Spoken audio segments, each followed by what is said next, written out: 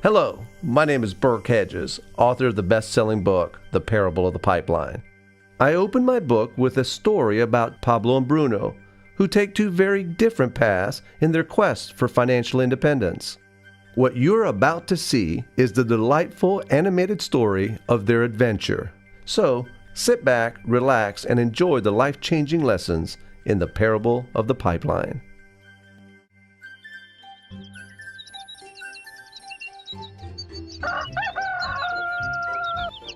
Far away, in a small village, near a beautiful valley, lived two friends, Pablo and Bruno. They were both young and dreamed of a better life for themselves. They'd often discussed their dreams about how they would become the most successful men in the village. They weren't afraid of hard work, and they searched for opportunities to help realize their goals and achieve their dreams. One day, an opportunity presented itself.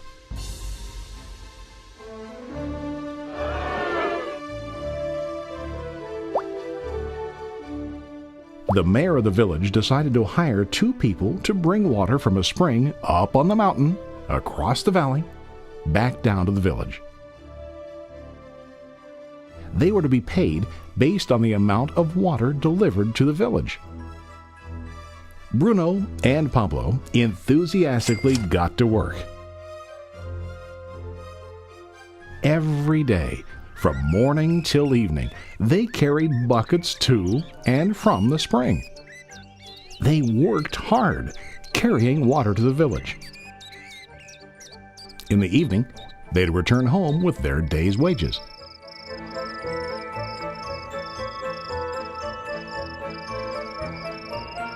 Bruno was satisfied with his work and the money he earned.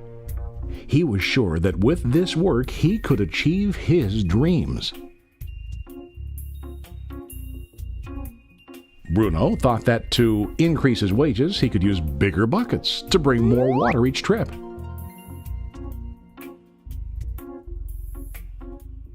He believed with a larger income, he would soon be able to buy a cow and the house that he dreamed about.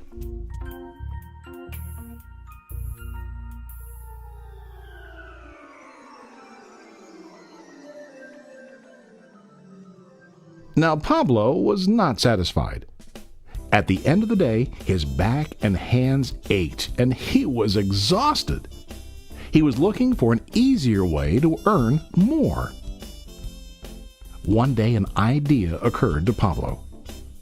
He imagined building a pipeline to deliver the water from the mountain spring to the village.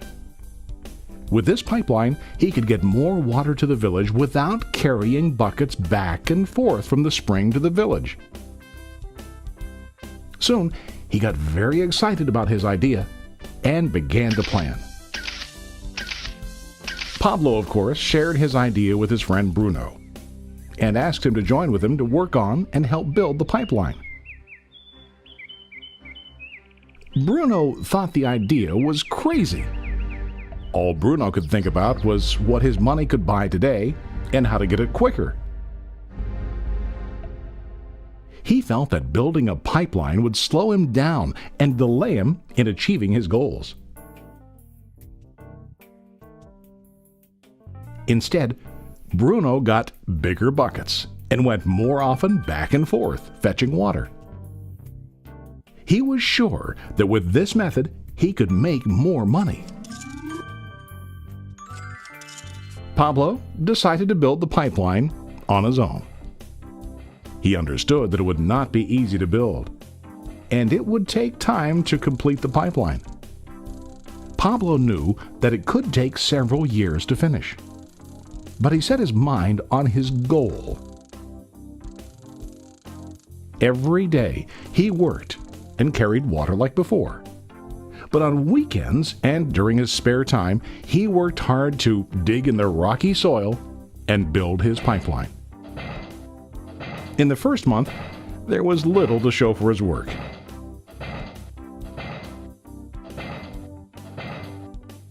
Bruno and the villagers laughed and teased him. They called him Pablo the Pipeline Man. During this time, Bruno's income doubled. He already bought a cow and a bigger house. His lifestyle changed. He now spent time after work in the bar, enjoying his hard-earned wages from delivering water.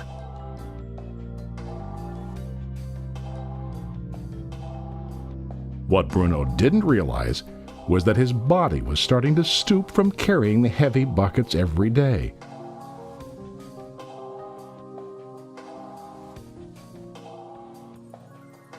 His face looked worn and his body tired.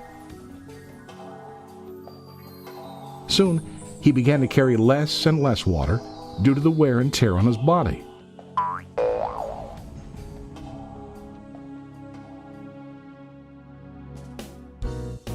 Month after month, Pablo worked.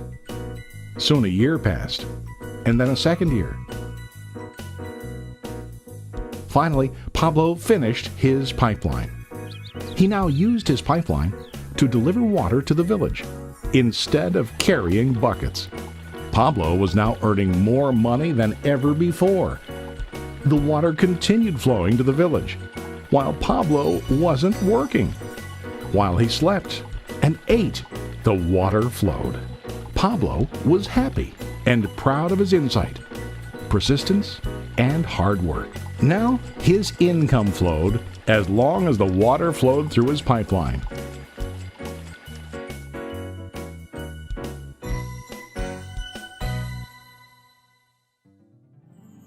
The story of Bruno and Pablo is a reflection of life. Their jobs symbolize what most people do to earn money. Bruno gets his money using buckets. He goes back and forth, carrying his buckets from the spring to the village in exchange for money. To increase his income, he either has to go more frequently to the spring or to use larger buckets. It's common in real life to increase our income by working harder. For example, working overtime or getting a second job. We also increase the size of our buckets by accepting a higher paying position, which often includes spending more time on the job. Most of us exchange time for money like Bruno. We know that every person has only 24 hours in the day and that it's not possible to use all our time to work. The most difficult time comes when we can no longer exchange time for money due to age, health, or other reasons. Then, our income stops. Now let's review what Pablo did. Very wisely, Pablo did not exchange all of his time for a limited income, but he used some of his time to build a pipeline. He knew that the pipeline would bring ongoing income as long as the water flowed. An ongoing income that multiplied the time he worked each day. Pablo knew that someday, maybe because of age or health, he would no longer be able to exchange his available time for money. Pablo knew that if he could make his idea of a pipeline work, then he only has to do the hard work of building the pipeline. After the pipeline was completed, Pablo was able to monitor and maintain the flow of water to ensure that his income will continue. Pablo has shown us that to earn an income, we don't always have to directly exchange time for money. There really are better ways.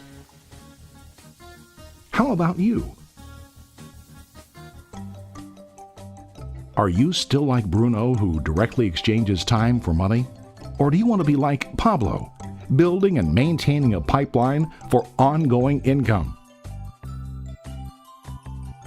If you are interested in the idea of building your own pipeline, contact the person who lent you this presentation. You can start building your pipeline today.